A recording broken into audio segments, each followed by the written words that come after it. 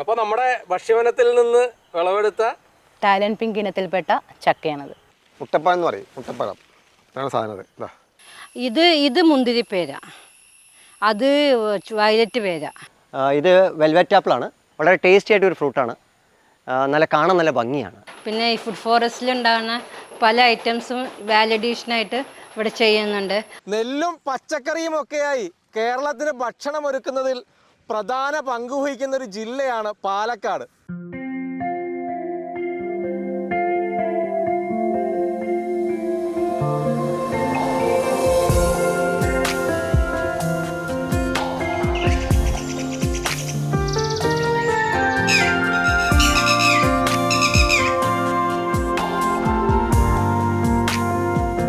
പാലക്കാട് ജില്ലയിലെ തന്നെ ശ്രീകൃഷ്ണപുരത്ത് നിശബ്ദമായ എന്നാൽ വ്യത്യസ്തമായ മറ്റൊരു ഭക്ഷ്യവിപ്ലവം അരങ്ങേറുകയാണ്. എന്താണെന്നല്ലേ? ഇതാണത്, ഭക്ഷ്യവനം.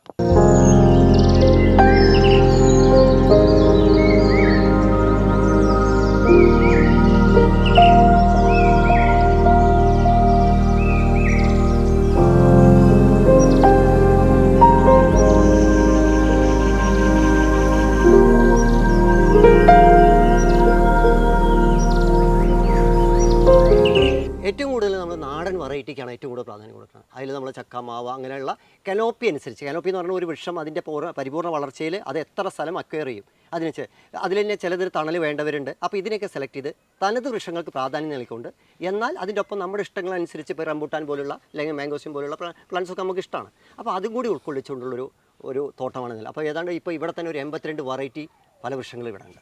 അപ്പോൾ ഭക്ഷ്യവനം എന്താണെന്ന് മനസ്സിലായോ? സാധാരണ നമ്മുടെ വനം പോലെ തന്നെ വൃക്ഷങ്ങൾ കൊണ്ട് നിറഞ്ഞ ഒരു കാട്, അതിനകത്ത് ഫലവൃക്ഷങ്ങൾ കൂടുതൽ ഉൾക്കൊള്ളിച്ചുകൊണ്ട്, അല്ലെങ്കിൽ ഫലവൃക്ഷങ്ങൾ മാത്രം ഉൾക്കൊള്ളിച്ചു കൊണ്ടിട്ടുള്ള ഫലവൃക്ഷങ്ങളും ഉണ്ട്. അതിൻ്റെ ഒപ്പം പെസ്റ്റ് റിപ്പലൻസ്, ഏത് നമുക്ക് പ്ലാന്റ്സിൽ കീടങ്ങളൊന്നും വരാതിരിക്കാൻ അതും കൂടി ഉൾക്കൊള്ളണം. പിന്നെ രണ്ടാമത്തെ ഒരു ഇതിൽ പറയുന്നത്, ഇതിൽ കിഴങ്ങുവർഗ്ഗങ്ങൾക്ക് വളരെ പ്രാധാന്യമുണ്ട്. കിഴങ്ങുവർഗ്ഗം വരുന്നതോടുകൂടി നമ്മുടെ ഫുഡ് സെക്യൂരിറ്റിയായി. ഏത് സ്ഥലത്തും എത്ര അര സെൻറ്റ് സ്ഥലത്തും നമുക്ക് ചെയ്യാം. ഇപ്പോൾ ഞങ്ങൾ തന്നെ ഡെവലപ്പ് ചെയ്ത് 3 സെൻറ്റ് മുതൽ 7 ഏക്കർ വരെ വ്യത്യസ്തമായിട്ട് ഞങ്ങൾ ചെയ്തിട്ടുണ്ട്. ഈ ഭക്ഷ്യവനത്തിൻ്റെ പ്രധാന ഒരു അടിത്തറയെന്ന് പറയുന്നതാണെന്ന് തോന്നുന്നല്ലേ കമ്പോസ്റ്റ്? തീർച്ചയായിട്ടും വളം എന്നുള്ളത്. തീർച്ചയായിട്ടും. അപ്പോൾ ഏറ്റവും വൈവിധ്യങ്ങൾ നിറഞ്ഞൊരു കമ്പോസ്റ്റാണ് നമ്മൾ നിർമ്മിക്കുന്നത്. അപ്പോൾ അതിൽ നമ്മൾ ബേസ് ആയിരിക്കുന്നത് ചകിരിച്ചോറാണ്. അതിന് വേണ്ടിയിട്ട് നമുക്ക് പല കോയമ്പത്തൂരിൽ നിന്ന് ഒമേഗയുടെ ഒരു സപ്പോർട്ട് കൂടിയാണ് ചെയ്യുന്നത്. ഡോക്ടർ ജോഷി ഡെവലപ്പ് ചെയ്തൊരു മൈക്രോബാണ്. ഈ തൈ വെക്കുമ്പോൾ തന്നെ കുഴിയിൽ മേൽമണ്ണിനോടൊപ്പം ഇത് ചേർക്കും? യെസ്, കുഴിയിലല്ല, മേൽമണ്ണിനോട് ഇതിനോട് ചേർത്തിട്ട് ഏറ്റവും മേലെയാണ്. കാരണം ഫീഡിംഗ് റൂട്ട്സ് എല്ലാം മേലെയാണ്.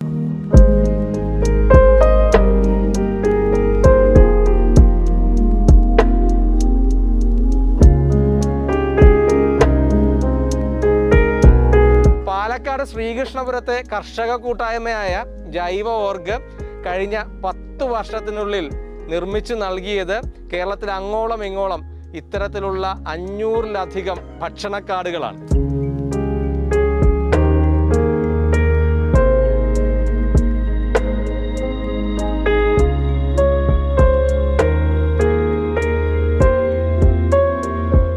ഇതാണ് നമ്മളുടെ ഭക്ഷ്യവനത്തിൻ്റെ 1ാം ഘട്ടം അല്ലേ? അതെ, നമ്മൾ പറമ്പിലേക്ക് ഇറങ്ങുമ്പോൾ നമുക്ക് ഭക്ഷണം കിട്ടണം. അപ്പോൾ അതുകൊണ്ട് തന്നെ ആദ്യം എന്താ ചെയ്യുകയെന്ന് വെച്ച് കഴിഞ്ഞാൽ, ഈ ലാൻഡ് ഒന്ന് മൂവ്മെൻറ്റ് കംഫർട്ടാക്കും. നമുക്ക് കൃത്യമായിട്ട് എല്ലാ ചെടികളുടെ അടുത്തേക്ക് ഓടി എത്താൻ പറ്റുന്ന രീതിയിൽ. അതിനുശേഷം നമ്മൾ മാർക്ക് ചെയ്യും, തൈകൾ സ്പോട്ട് ചെയ്യും. സാധാരണ നമ്മൾ സ്ക്വയർ പ്ലാന്റിങ്ങാണ് ചെയ്യുന്നത്. അപ്പോൾ സ്ക്വയർ പ്ലാന്റ് ചെയ്യാനുള്ള കുറ്റിയടിക്കുക എന്ന് പറയുന്നത്, നമ്മുടെ സാധാരണ നാടൻ ഭാഷയിൽ പറയുന്ന ഒരു കുറ്റിയടിക്കുക. ഒരു 3 അടി ഡെപ്തിലുള്ള കുഴിയെടുക്കും. എന്നിട്ട് നമ്മൾ അതിൻ്റെ ഏറ്റവും ടോപ്പിലാണ് നമ്മൾ 2 ക്യൂബിക് ഫീറ്റ് കമ്പോസ്റ്റ് എടുക്കും. ആ കമ്പോസ്റ്റ് ഈ തടം മുഴുവനും പരത്തിയിടും. എന്നിട്ട് ചെറുതായിട്ട് ആ ടോപ്പിൽ തന്നെ ഒരു 10-20 സെൻറ്റിമീറ്റർ മാത്രം വരുന്ന രീതിയിൽ ചെറുതായിട്ടൊന്ന് മിക്സ് ചെയ്യും. അതിൽ സെൻറ്ററിലാണ് നമ്മൾ തൈ വെക്കുക. അപ്പോൾ ആദ്യം നമ്മൾ എന്താ വെച്ചാൽ 2 തേങ്ങ ചകിരി വെച്ചിട്ട് ഇങ്ങനെ ഒരു സർക്കിൾ ഉണ്ടാക്കും, ഇങ്ങനെ. അത് കഴിഞ്ഞിട്ട് എന്താ വെച്ചാൽ അതിന് ചുറ്റും ഒരു 1/2 അടി വീതിയിൽ ചെറുപയർ, ഉഴുന്ന്, മമ്പയർ, ഇത് 3 കൂടെ മിക്സ് ചെയ്തിട്ട് ഇത്ര പോകുന്നൊരു പിടി അത് ഇട്ടിട്ടുണ്ടാവും ഇങ്ങനെ ചുറ്റും. ഇതിന് ചുറ്റും വേണ്ടിയിട്ട് ചായപ്പയറിന് ചുറ്റും. അതിന് ചുറ്റും നമ്മൾ വെച്ചാൽ ഇതിൻ്റെ പുറകെ നമ്മളെന്താ വെച്ചാൽ എള്ള, കടുക, ഉലുവ ഒരു 1/2 അടി വീതിയിൽ ഈ പയറിട്ടതിൻ്റെ പുറത്ത് ഒരു 1/2 അടി വീതിയിൽ ഇങ്ങനെ ഇടും. അത് കഴിഞ്ഞാൽ അതിൻ്റെ പുറത്ത് ആ സർക്കിളിൻ്റെ പുറത്തായിട്ട് നമ്മളൊരു പൂക്കളിടുന്ന മാതിരി ചോളം 1/2 അടി വീതിയിൽ, ഇത് കണ്ടില്ലേ, ചോളം ഇങ്ങനെ കുത്തും സർക്കിളായിട്ട്. പിന്നെ എന്താ വെച്ച് കഴിഞ്ഞാൽ അതിൻ്റെ പുറത്ത് നമ്മൾ 4 ഡയറക്ഷനിൽ തൊമര, അത് എന്ന് വെച്ചാൽ ആ തടത്തിൻ്റെ ഏറ്റവും ഔട്ടറിൽ 4 ദിശയിൽ 2 തൊമരത്ത് വെച്ചിട്ട് ഇടും. അതിൽ നമ്മളെന്താ വെച്ചാൽ ഒരു ഡയഗണൽ പൊസിഷനിൽ ഒരു ചെണ്ടുമല്ലി 2 സൈഡിലൂടെ വെക്കും. അപ്പോൾ ഇതിൽ ഉദ്ദേശിക്കുന്നത് വെച്ചാൽ ഫസ്റ്റ് സർക്കിൾ വന്നിട്ട് നമുക്ക് നൈട്രജൻ ഫിക്സിംഗ് ആണ്. പിന്നെ അതിൻ്റെ നമ്മൾ ഉദ്ദേശിക്കുന്നത് വെച്ചാൽ മിനറൽ അക്യുമുലേഷനും എല്ലാം കൂടി ഇതിനകത്ത് വരികയാണ്. ചെടിക്ക് വളപ്രയോഗം ഇല്ലാതെ പ്രത്യേക വളപ്രയോഗം പ്രകൃതിയിൽ നിന്ന് തന്നെ വളം ഉണ്ടാക്കുക. അപ്പോൾ ചെടിക്ക് വേണ്ടത് ഇപ്പം നൈട്രജൻ കിട്ടും, ഫോസ്ഫറസ് ഉണ്ട്, ഇത് വന്നാൽ നിമറ്റോഡ്, ചോളത്തിൻ്റെ നിമറ്റോഡ് കിട്ടും. അതുപോലെ മറ്റേ നമ്മുടെ ചെണ്ടുമല്ലി വരുമ്പോൾ പെസ്റ്റ് റിപ്പലൻ്റ് ഉണ്ട്, അയൺ കിട്ടും, പിന്നെ തുമര വരും. ഇതെല്ലാവരും പോയി കഴിയുമ്പോഴാണ് തുമര കയറി വരിക. തുമര കയറി വരുമ്പോൾ അത് നൈട്രജൻ ഫിക്സിംഗ് ആണ്. മാത്രമല്ല തുമര റൗണ്ട് ഇയർ നിൽക്കും. വേനലാകുമ്പോഴേക്കും ഒരു ഡിസംബറൊക്കെ ആകുമ്പോഴേക്കും തുമര പൊങ്ങി വന്ന് കാതരും. അത് കഴിഞ്ഞ് വർഷം മുഴുവനും തണലായിട്ട് ചെടിക്കൂടെ സപ്പോർട്ടായിട്ട് തുമരയുടെ ഉണ്ടാവും. മാത്രമല്ല നമ്മളുണ്ടാക്കിയ കാടായതുകൊണ്ട് തന്നെ ഈ കാട് നമുക്ക് ഭീഷണിയല്ല, നമുക്കതിൽ വളരെ ഫ്രണ്ട്ലി ആയിരിക്കും. പിന്നെ അതിൻ്റെ ഏറ്റവും വലിയ എഫക്റ്റ് എന്താണെന്ന് വെച്ച് കഴിഞ്ഞാൽ നമ്മൾ ഈ ഒരു ആക്ടിവിറ്റി ചെയ്യുന്നതുകൊണ്ട് ഇത്രയും ഡൈവേഴ്സിറ്റി ഉള്ള ക്രോപ്പിൽ നിന്ന് 40 ടണ്ണ് വെറ്റ് ബയോമാസ് 1 ഏക്കറിൽ കിട്ടും. അപ്പോൾ ഇവിടെ 30 സെൻറ്റിൽ ഭക്ഷ്യവനം ഒരുക്കുന്ന രാകേഷിനൊപ്പമാണ്. രാകേഷ്, ഈ സ്ഥലം ഏതാണിത്?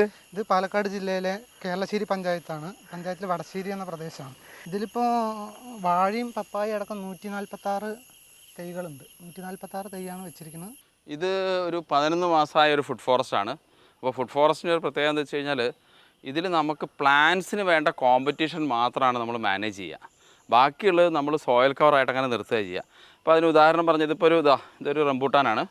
ഈ റംബൂട്ടാൻ എന്താണെന്ന് വെച്ച് കഴിഞ്ഞാൽ അപ്പോൾ അതിൻ്റെ സൈഡിലുള്ള അതിന് കോമ്പറ്റ് ചെയ്യുന്ന സാധനങ്ങൾ എല്ലാം കൂടെ വെട്ടി അതിൻ്റെ ചോട്ടിലേക്ക് ഇട്ടു. ഇത്രേ ഇതിൻ്റെ ആവശ്യമുള്ളൂ. ഇനി ഇത് കണ്ടോ, ഇതിൻ്റെ കോമ്പറ്റീഷൻ ചിലപ്പോൾ നമ്മൾ മാനേജ് ചെയ്യും. അപ്പോൾ ചെടിക്ക് കോമ്പറ്റീഷൻ മാത്രം മാനേജ് ചെയ്യുക, ബാക്കി സ്ഥലത്ത് നമുക്ക് ശല്യമുള്ളത് മാത്രം വെട്ടുക. അല്ലാതെ അടച്ച് കാട് വെട്ടുന്ന ഒരു സംവിധാനം നമുക്കില്ല. അതൊരു ചിലപ്പോൾ ഒരു 3 വർഷമോ 4 വർഷമോ ഒക്കെ കഴിഞ്ഞ് കഴിയുമ്പം ആണ് അങ്ങനത്തെ ഒരു മാനേജ്മെൻറ്റേ ഉള്ളൂ. അതുവരെ ഈ മിനിമം മാനേജ്മെൻറ്റേ ഉള്ളൂ. നമുക്ക് ഈ നമ്മൾ വെച്ച മെയിൻ പ്ലാന്റിനുള്ള കോമ്പറ്റീഷൻ വെട്ടി അതിന് മൾച്ചിങ് ആയിട്ടിടും.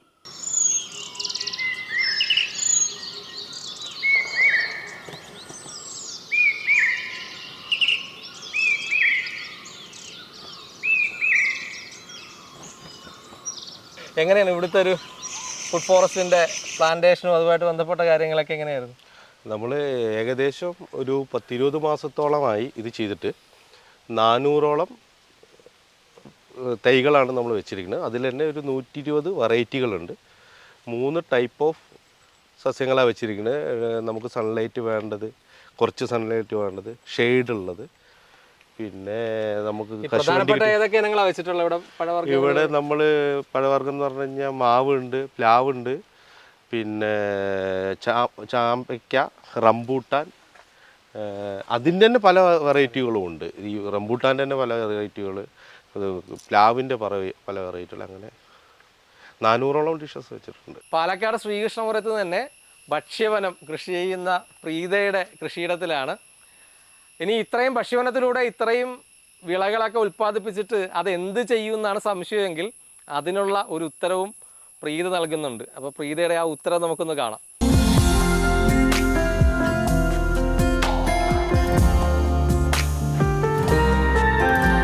ഇതാണ് ആ മറുപടി അല്ലേ? അപ്പോൾ ഇങ്ങനെ ഭക്ഷ്യവനത്തിലൂടെ ഉണ്ടാകുന്ന ഫലവർഗ്ഗങ്ങൾ ഉപയോഗിച്ച് മൂല്യവർദ്ധിത ഉൽപ്പന്നങ്ങൾ ഉണ്ടാക്കുന്ന പ്രീതയുടെ ഒരു യൂണിറ്റാണിത്. ഇവിടെ എന്തൊക്കെയാണ് നമ്മൾ ചെയ്യുന്നത് പ്രധാനമായിട്ട്? അച്ചാറുകൾ, കൊണ്ടാട്ടങ്ങൾ, കറി പൗഡറുകളുണ്ട്, പിന്നെ കുന്നങ്കായപ്പൊടി ഉണ്ട്, ചക്ക വരട്ടിയുണ്ട്, പിന്നെ ചക്ക വറുത്തത്, പിന്നെ ചക്ക കൊണ്ടാട്ടം, അങ്ങനത്തെ ഐറ്റംസൊക്കെ, പിന്നെ ചക്കപ്പൊടി, പിന്നെ ചക്കക്കുരുപ്പൊടി, പിന്നെ ഈ ഫുഡ് ഫോറസ്റ്റിലുണ്ടാകുന്ന പല ഐറ്റംസും വാലിഡേഷനായിട്ട് ഇവിടെ ചെയ്യുന്നുണ്ട്. പപ്പായ കൊണ്ടുള്ള ഐറ്റംസ് ഉണ്ട്, പപ്പായ ക്യാൻഡി, അതേപോലെ പപ്പായ ജാം, അതൊക്കെ ചെയ്യുന്നുണ്ട്. മഞ്ഞൾപ്പൊടി, അതേപോലെ ചുക്കുപൊടി, അങ്ങനത്തെ ഐറ്റംസൊക്കെ ഉണ്ട്.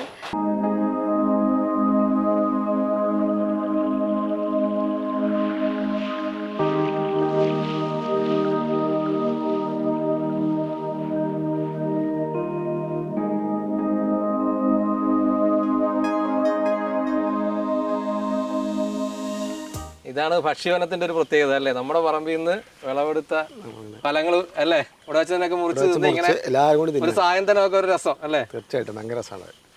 ഇവിടെ എത്ര ഏക്കറിലാണ് കൃഷി ചെയ്യുന്നത്? 90 സെൻറ്റ് സ്ഥലത്ത്. എത്ര ഇനം? ഏകദേശം ഇനം വായിച്ചാൽ 72 തരം ഫ്രൂട്ട്സ് ഉണ്ട്, 392 ചെടിയുണ്ട് ഈ സ്ഥലത്ത്. മൊത്തം. രണ്ടാമത്തെ കൊല്ലം, മൂന്നാമത്തെ കൊല്ലം അങ്ങനെ അങ്ങനെ കായ വന്നു. ഇപ്പോൾ എല്ലാം കായ തുടങ്ങി. പ്ലാവ് 11 ഐറ്റം, മാവ് 10 ഐറ്റം, പിന്നെ ബാക്കി റംബൂട്ടാൻ 2 തരം, പിന്നെ അതുപോലെ നമ്മുടെ സപ്പോട്ട 3 തരം, മൂസാമ്പി 3 വെറൈറ്റി, അങ്ങനെ അങ്ങനെ ഒരുപാട് ഐറ്റംസ്.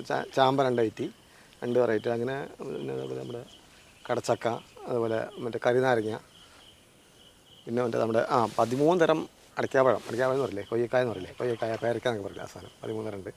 ഭക്ഷണമാണ് പ്രധാനം. അതായത് എത്ര പറഞ്ഞിട്ടായിട്ടും കാര്യമില്ല, ജീവിക്കാൻ ഭക്ഷണം വേണമെന്ന് തിരിച്ചറിവത്തിൽ നല്ല ഭക്ഷണം വേണമെന്നല്ല, നല്ല ശുദ്ധമായ ഭക്ഷണം വേണമെന്നുള്ള തിരിച്ചറിവ് കൊണ്ടാണ് ഈ കൃഷി ആരംഭിച്ചത് തന്നെ.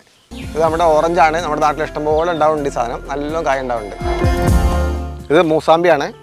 ഇത് കൊല്ലത്തിൽ ഒരു തവണ കായ്ക്കുള്ളൂ, ഒരു 2 തവണ ഉണ്ടാവും. ഇത് ഉണ്ടായിക്കൊണ്ടിരിക്കുന്നുള്ളൂ, അതിന് ചെറുതും വലുതൊക്കെ ആയിട്ട്.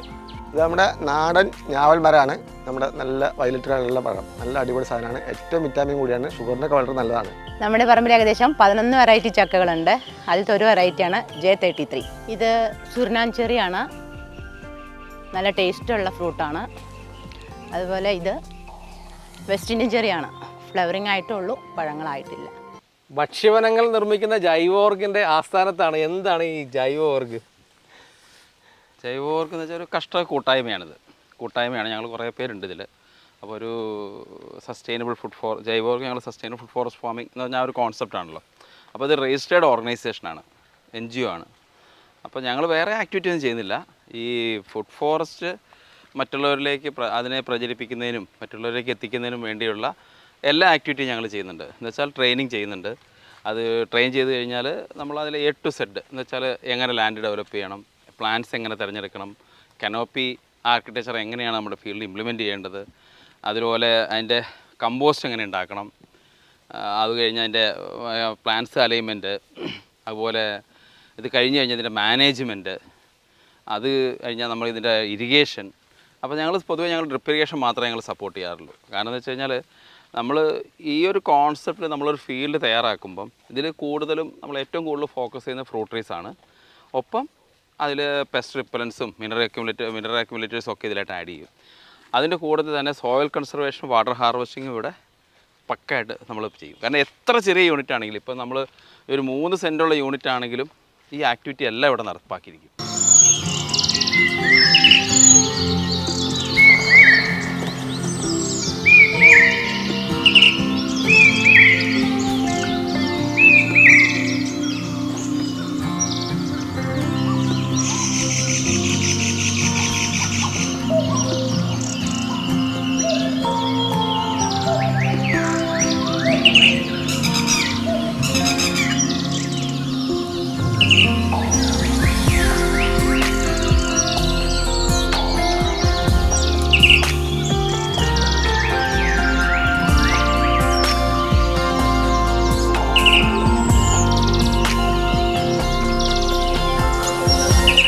ശ്രീകൃഷ്ണപുരത്തെ ഭക്ഷ്യവന തിളക്കമൊക്കെ കണ്ടല്ലോ. അപ്പോൾ നമ്മളുടെയൊക്കെ വീടുകളിലും സ്ഥലം കുറച്ചേ ഉള്ളെങ്കിലും ഇതുപോലെ ഫലവൃക്ഷങ്ങളെയൊക്കെ ഉൾപ്പെടുത്തി ഒരു ഭക്ഷ്യവനം ഉണ്ടാക്കാൻ മടിക്കണ്ട.